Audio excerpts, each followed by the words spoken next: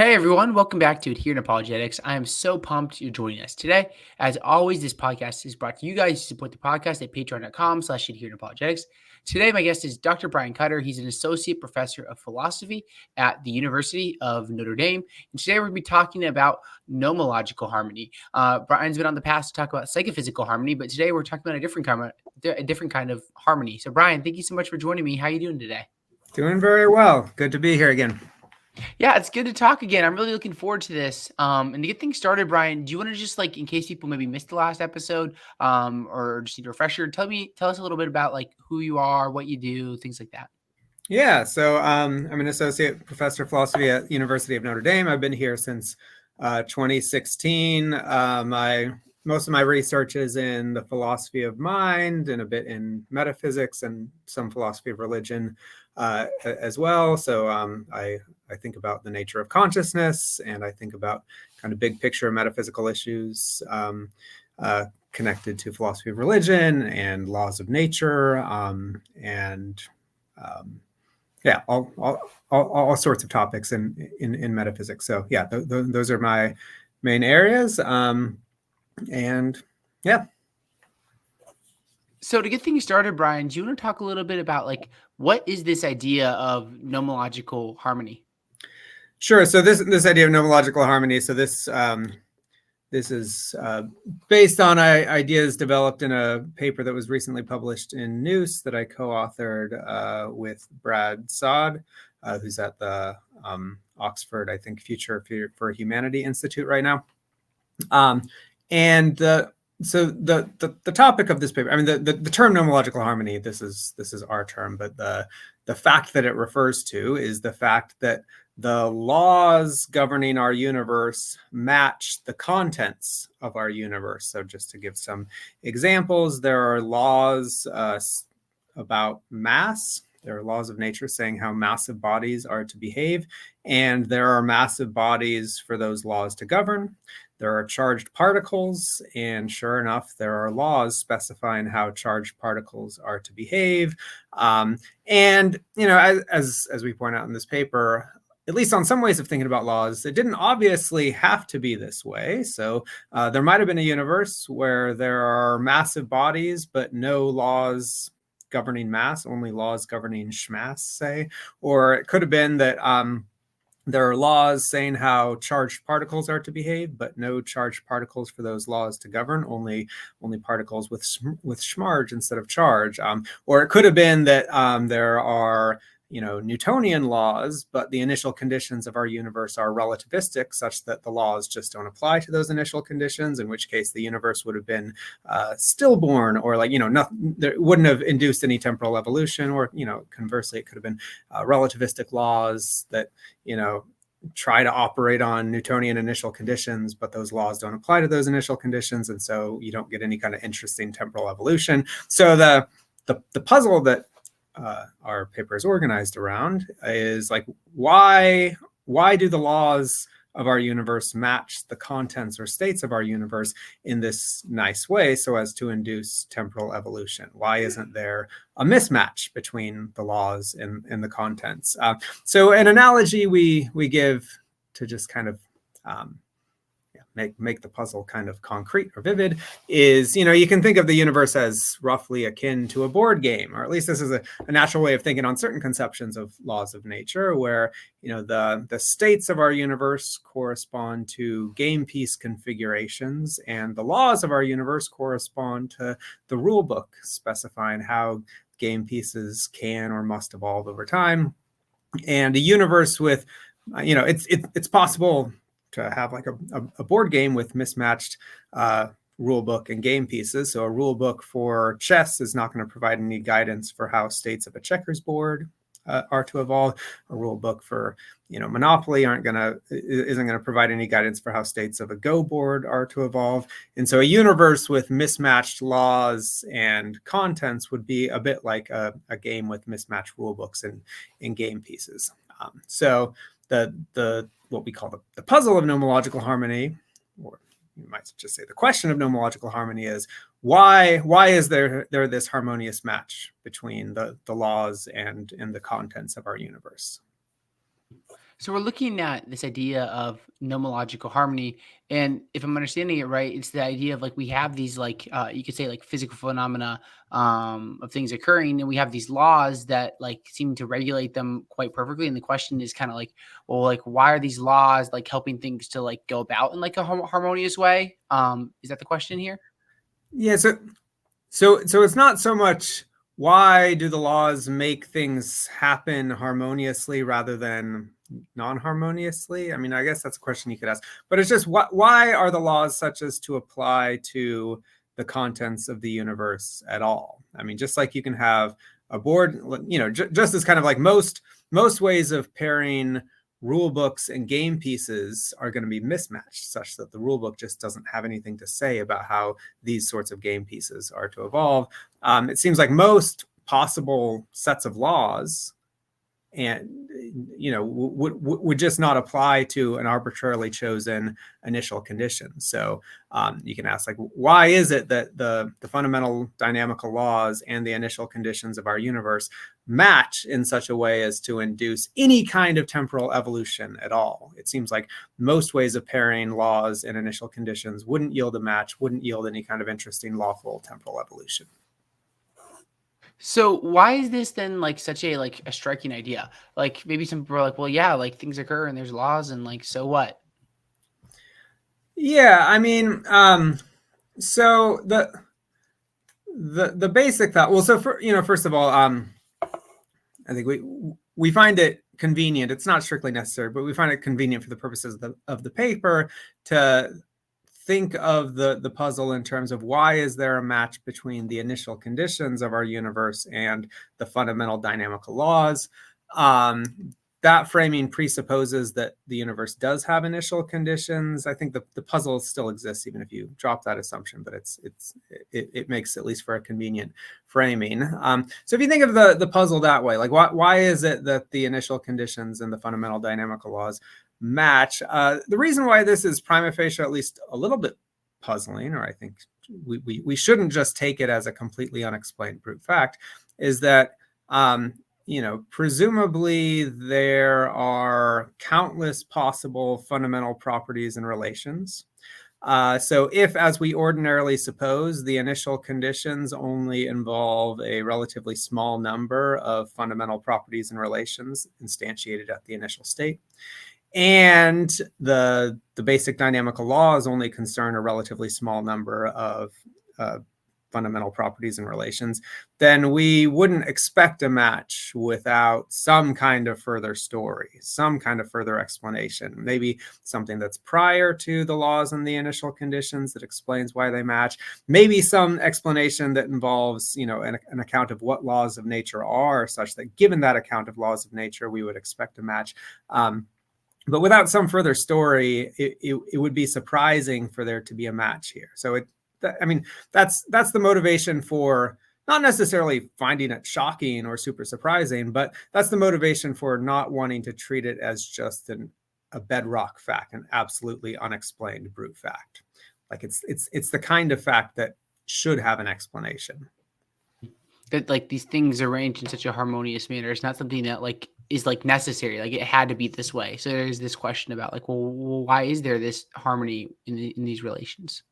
Yeah, I mean, if you think, so there's a kind of standard way in which I think many metaphysical naturalists think about reality, which is that, okay, we have a bunch of phenomena and we can ask why questions. Why are things this way? Why are things that way?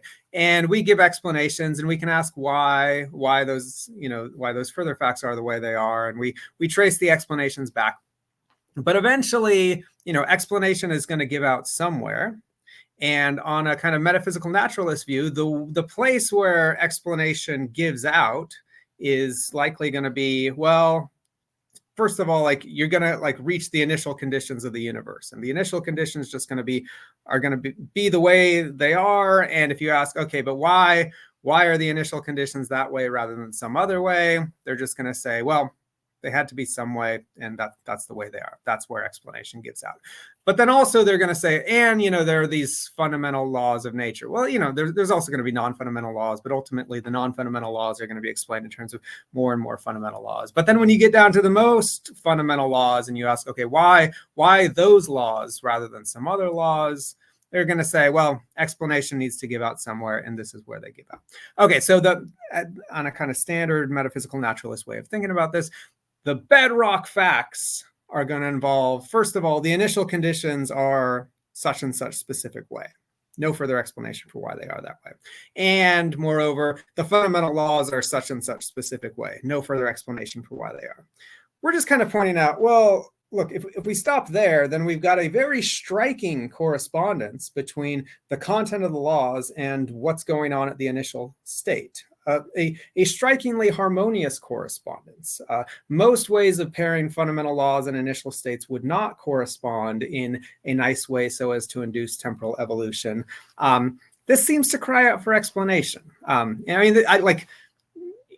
I totally agree with the point that explanation needs to give out somewhere, but plausibly it shouldn't give out somewhere where there seems to be facts that seem to cry out for explanation. It shouldn't, it shouldn't give out somewhere that has the appearance of a striking coincidence. That's why I don't think we should take harmony as just an unexplained brute fact.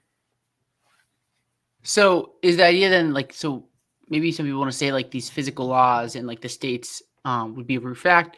And is the problem with that, if I'm understanding you, is it that it's kind of why? It seems like such a maybe an arbitrary place to stop. And would that if that's the case, would that be because of the quantity of the things that we find that are nomologically harmonious, or what's the deal there? Yeah.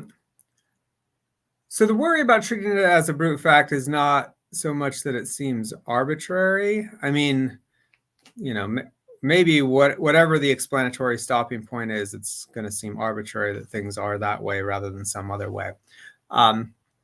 It's that it seems to involve a striking coincidence. So, if I throw a bunch of pebbles on the ground and they fall in some very specific random seeming arrangement, you can ask, okay, why did they fall in that exact arrangement rather than some other?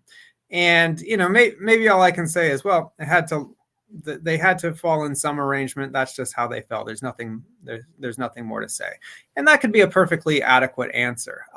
But suppose I throw the rocks and they spell out a message, or they fall all in a perfectly straight line, or they fall in such a way as to carve out a perfect circle, or some kind of special arrangement like that. Here we think we shouldn't just take it as an unexplained fact that they have that arrangement. Why? Because this is a very special arrangement. It would be a very striking coincidence if they just happened to fall in that pattern without further explanation. So the broader point here is we have intuitions about what kinds of facts or patterns call out for explanation and which don't. The ones that seemingly call out for explanation, that absent explanation would be a striking coincidence, these are the kinds of facts that we should not take as brute. We should expect to have some explanation. And the claim, at least, is that the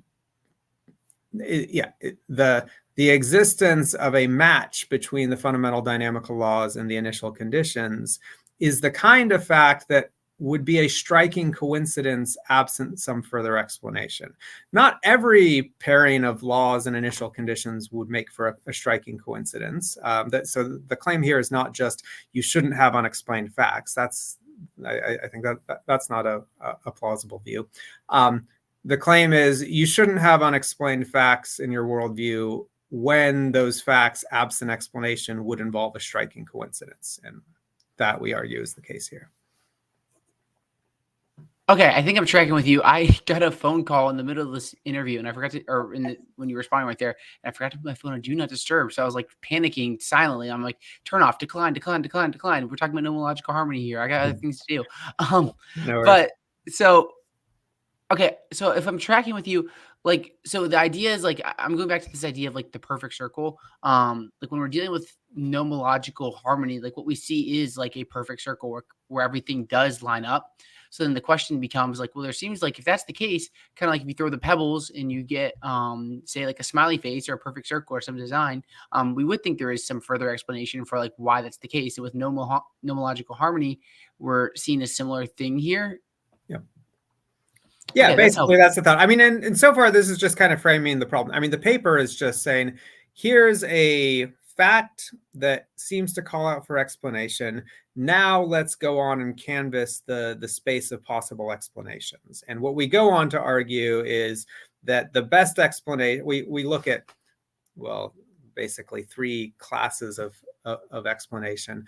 And what we go on to argue is the most plausible explanation for nomological harmony is going to involve what we call a third factor. It's going to be a third factor explanation, which means that there's going to be some entity that's explanatorily prior to the initial conditions and the basic dynamical laws that explains why there's a match between them. And there's different versions of the third factor explanation. One version would be theistic, that God is the relevant third factor who is kind of prior to the laws of the universe and the initial conditions and explains why they would match. There are non-theistic third factor explanations, but that's at least the kind of explanation that we think is most plausible. But there are a range of other explanations that I'm happy to talk about. So why do you think like one idea is like maybe it's like actually not unexpected that there would be nomological harmony? So do you want to kind of like frame this idea that like, well, maybe like the yes, everything is like nomologically harmonious, but that's just like kind of the way we'd expect it to be. Why is it so unexpected? Like, what are your thoughts here, Brian? Yeah, I mean, kind of what we say in the paper is, so there's different philosophical accounts of what laws of nature are. So a kind of standard three-way division here is you've got Humean accounts, you've got powers-based accounts, and you've got governing accounts. And basically, we think that it's most surprising if you accept a governing conception of law, or at least it poses the biggest challenge. But some of these other conceptions of laws of nature maybe render the existence of nomological harmony unsurprising. But then we argue that even though these alternative conceptions of laws can explain nomological harmony, nonetheless, they posit entities that themselves call out for explanation and invite explanation in terms of the kinds of third factor that we want to push us towards. But I mean, again, at least if you accept what's sometimes called a governing conception of laws, where laws are sort of entities that you can think of as outside of the concrete universe, but somehow shape or structure what happens within the concrete universe. Well, laws have to do with like certain fundamental properties and relations, and the initial conditions involve a certain relatively small set of fundamental properties and relations. And there's countless possible fundamental properties and relations that could figure in the initial conditions and could figure in the fundamental laws. For most ways of filling out the laws and the initial conditions, there would not be a match.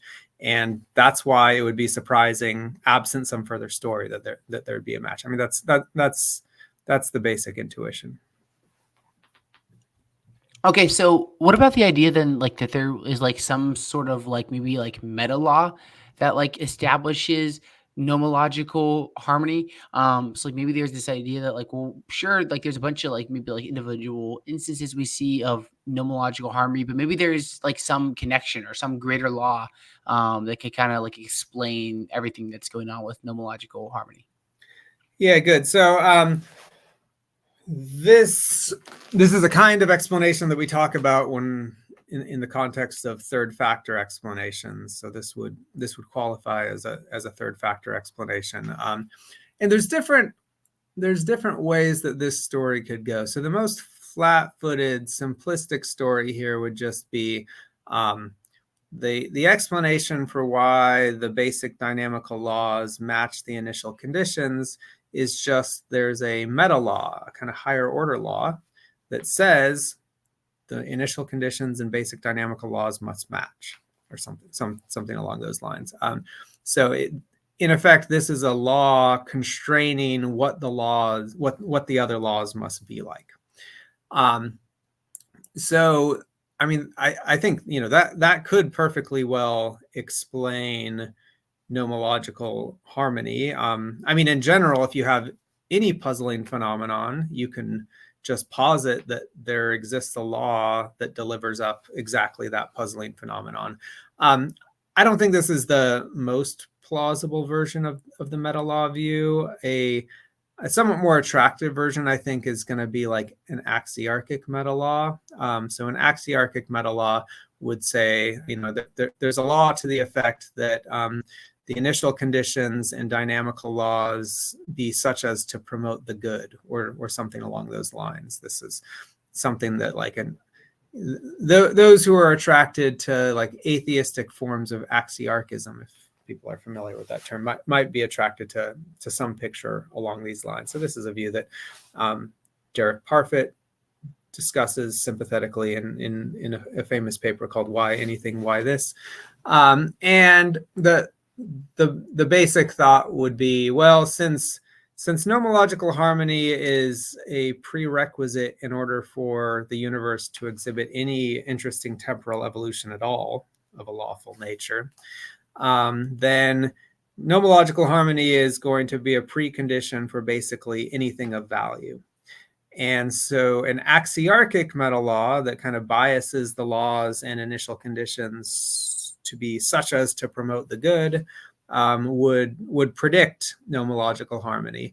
And, you know, one nice feature of this view is it could potentially give a unified explanation of both nomological harmony and other puzzling facts, like the existence of cosmological fine-tuning, the fact that certain basic physical parameters seem to fall within a very narrow range that allow for the emergence of life. One of the things that we have an eye on throughout this paper is this connection to cosmological fine-tuning. You know, cosmological fine-tuning is one of these issues that, you know, a lot of people, including us, think like we shouldn't take this as a brute fact. Some, like, if you're like an atheist and you think that our universe is the only universe there is, then basically you're saddled with the view that the cosmological fine-tuning for life is just a brute unexplained fact. We think that view is pretty implausible. And so, you know, one thing we have an eye on is whether there might be some kind of unified explanation that both accounts for nomological harmony and cosmological fine-tuning. So theism would be one option here. You know, given theism, that would plausibly predict both fine-tuning for life, or at least the life-permitting character of the universe, and it would predict nomological harmony. But theism is not the only view with this property. So this idea that there might be an axiarchic or value-involving meta law also arguably has this feature that it can explain both nomological harmony and cosmological fine-tuning in one theoretical stroke. So I think that's a kind of theoretical advantage of this view over at least some alternatives. You know, another view that we talk about that arguably has this feature is certain variations on the multiverse hypothesis. So if you posit a certain kind of multiverse where, like, maybe there's this vast collection of universes, and maybe the majority of them have mismatched laws and initial conditions, but given a large and sufficiently varied set of universes, it's no surprise that at least some of them have matching laws and initial conditions. And then within that set, maybe it's no surprise that some of them would be fine-tuned for life, and so on. That's another view with this flavor that could potentially give a unified explanation of kind of two kind of puzzling phenomena that seem to cry out for explanation. Okay, that's super helpful. So when we're thinking about like the idea of like there being a meta law, we're looking at something that like maybe this could be an explanation for nomological harmony, but then we have to ask like what would explain maybe like this meta law, and not Mhm. leave it as something that's brute. And then that's when you're going to have things like our views such as like theism, or the view of like axiarchism, which will like be propped up more as things that would, or views that would explain nomological harmony. Yeah. So you're thinking if we posit a meta law, we can always ask of that meta law what explains that is. And Yeah, that's kind of what I was thinking. yeah, I mean, so we're in the territory of asking, what sorts of things or facts is it reasonable to take as bedrock or not admitting of further explanation. And yeah, I mean, so I mean that's just kind of fundamentally what this question is all about. And one view is just, well, the meta law itself could be explanatorily basic. Now, what would necessarily be wrong with that? I mean, if you're a theist, you think, well, no, laws are not going to be explanatorily basic. Something about God's existence and nature is going to be the explanatorily bedrock thing. But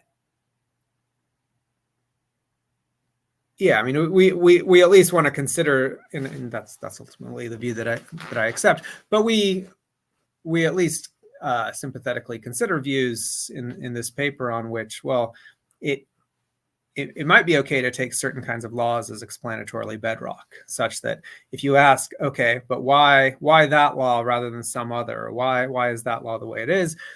The answer is, well, there's no further explanation. Explanation needs to bottom out somewhere, and I say that it bottoms out here.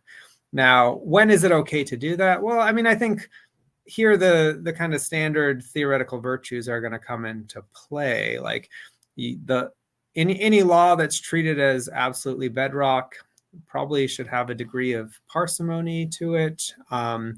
It probably should have kind of broad explanatory power. That I think is the big problem with just the simple meta law that says, the laws and initial conditions must match. Like that would certainly explain nomological harmony, but it wouldn't explain much else. Whereas I think theism potentially has much broader explanatory power. It wouldn't just explain nomological harmony, but could also explain puzzling facts like cosmological fine-tuning, the existence of moral knowledge, psychophysical harmony, the existence of consciousness, religious experience, and so on. And ultimately those are the considerations that convince me of theism, is the kind of broad explanatory power that theism has. Its ability to explain a wide range of puzzling phenomena that seem to call for explanation and which rival metaphysical views can't explain. But in general, it's a very hard question. Like, when is it okay to treat something as absolutely basic or bedrock? And I think it's kind of hard to rule out a priori the idea that maybe some meta law could be explanatorily basic. I think you just need to. It's going to be a matter of like weighing up costs and benefits of different developed views. So if someone can come up with a view in which, like, here's my meta law and it's got just as much explanatory power as theism, and it's got just as much simplicity and other theoretical virtues, well, yeah, then we can have a discussion. I don't think there's any kind of a priori objection in advance to seeing the details worked out, to the view that some meta law could be basic. So here's another idea. What about the idea that like maybe the initial conditions of the universe could explain psychophysical, or sorry, I was thinking psychophysical, nomological harmony. Maybe somehow in way, shape, or form, these initial conditions are gonna cause whatever explains this idea of nomological harmony. What are your thoughts here, Brian?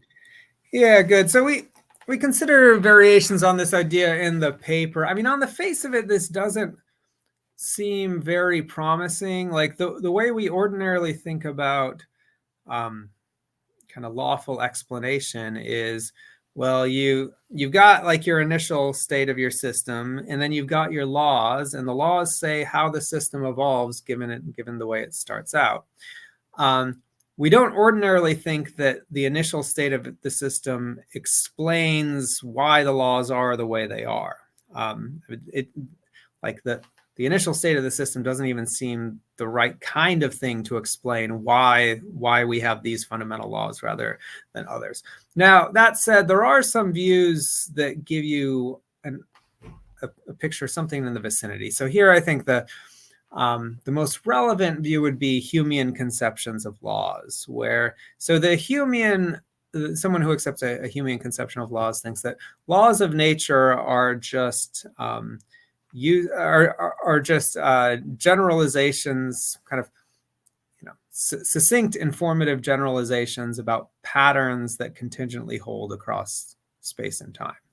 And so it's not so much that the initial conditions explain the laws, but it's the whole pattern of events across space and time that explain the laws. That's the basic ground of the law. So we start with what's called like a Humean mosaic, which is just the kind of pattern of events or qualities across all of space and time. And we notice that we can give succinct, informative summaries of these patterns using certain descriptive generalizations. And according to the Humean, the generalizations that figure in the best systematization of nature, we'll count those as laws, where the best systematization of nature is the axiomatic system that best balances virtues like informativeness and simplicity, is the thought. So basically, can we give a highly compressed summary of patterns that we find across space and time? The generalization that capture the generalizations that capture in the most succinct way those patterns, we're going to count as laws. Okay, given that conception of laws of nature, it's not so much the initial conditions explaining the laws, but it's the whole pattern of events across space and time that explains the laws.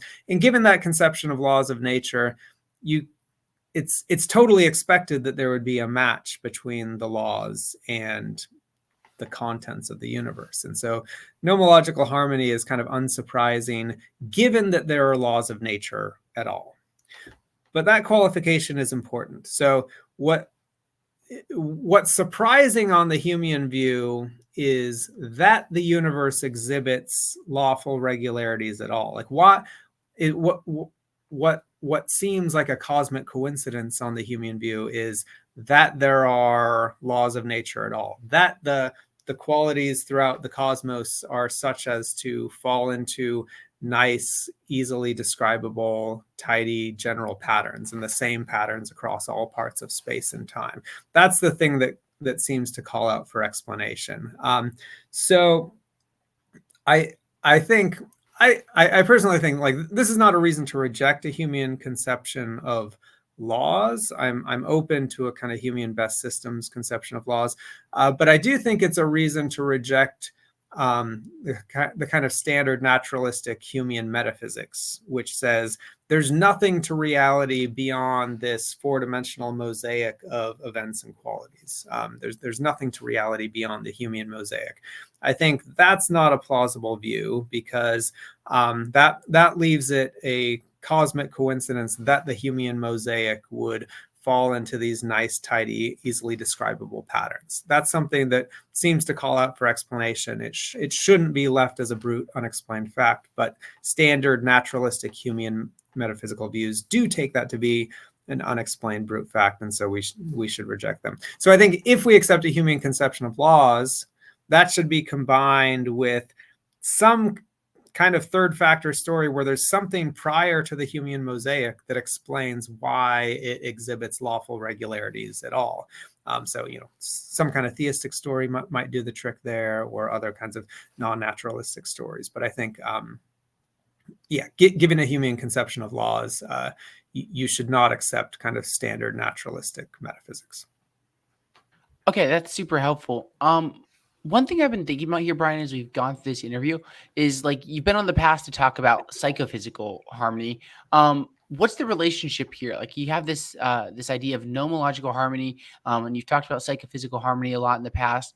Are there similarities, differences? Like if we were comparing and contrasting these, could you talk a little bit about like what's going on? Yeah, good. So there's not a huge amount of connection between them. I mean, they're definitely totally separate issues, but they both have the name harmony in them. And why do they have the name harmony in them? Well, because they involve two or more distinct things that kind of fit with one another in a nice, suspiciously fortunate way. And in both cases,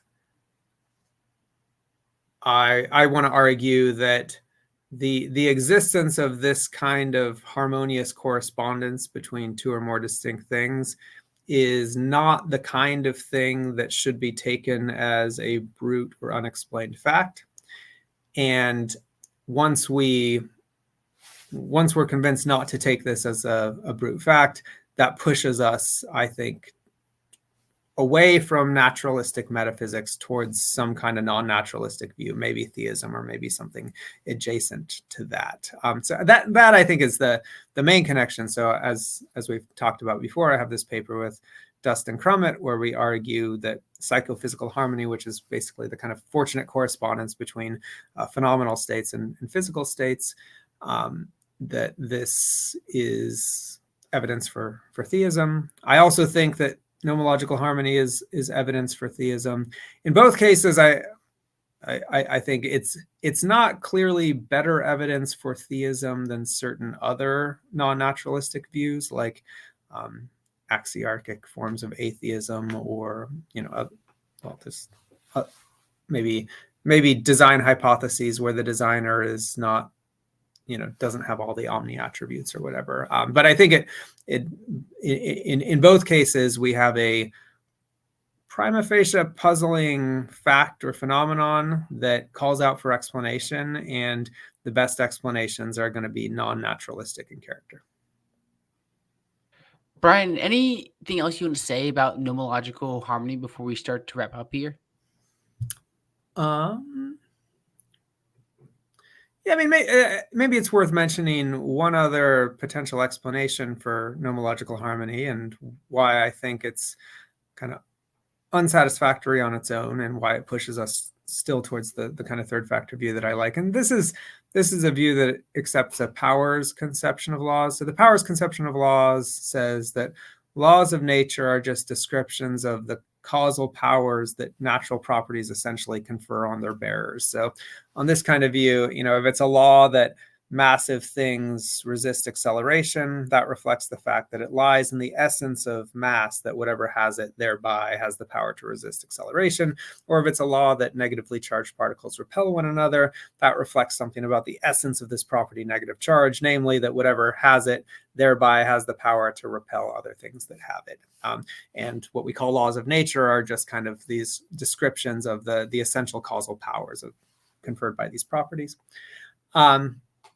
Now, if we say, look, we're only going to count a generalization as a law if it pertains to some actually instantiated property, if it describes the causal powers of some actually instantiated property, then it's no surprise that there would be a match between the laws and the actual contents of the universe.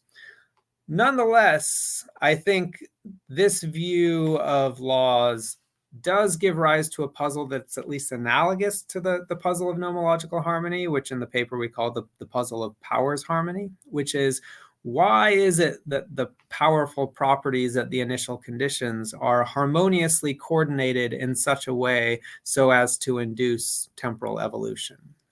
So to give you kind of feel for what I mean, suppose, imagine a universe where there are just X's at the initial conditions, and X's essentially have only the power to move nearby Y's. Well, if there are no Y's around, then the stimulus conditions for these causal powers are not going to be satisfied, in which case the universe will be stillborn. Nothing interesting is going to happen. Or, suppose there are X's and Y's at the initial conditions, and X's have the power to move nearby Y's when they stand in some relativistic spatial relation.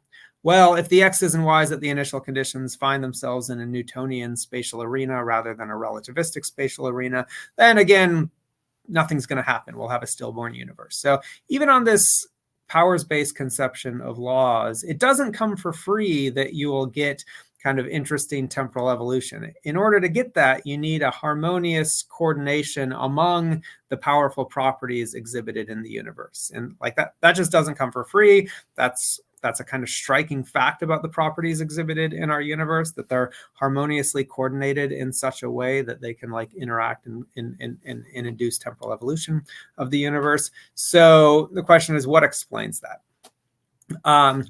And in the paper, we consider a range of potential explanations, but the explanation that I think is most plausible is, well, there's just something explanatorily prior to the initial conditions that explains why the various powerful properties present at the initial conditions would have this feature of being harmoniously coordinated in this way. And so again, that's going to push us towards something prior to the universe, some kind of third factor prior to the initial conditions and laws of the universe that explains why there's a match. So yeah, the basic thought is the powers view of laws does explain nomological harmony as I initially characterized it, but it raises an analogous puzzle, and the best explanation for that analogous puzzle is going to push us towards the kind of third factors that we ultimately want to accept. Okay, I think I'm tracking with you. Brian, thank you so much for coming on today. I really appreciate you and your time and all these interesting puzzles you're helping people to explore and think about. What I'll do is I'll leave a link down below where people can follow and connect with you and whatnot. But for people that are like interested in like nomological harmony, like what do you recommend for them like reading or listening to help them think about this even more? Well, it's a very new topic. I mean, the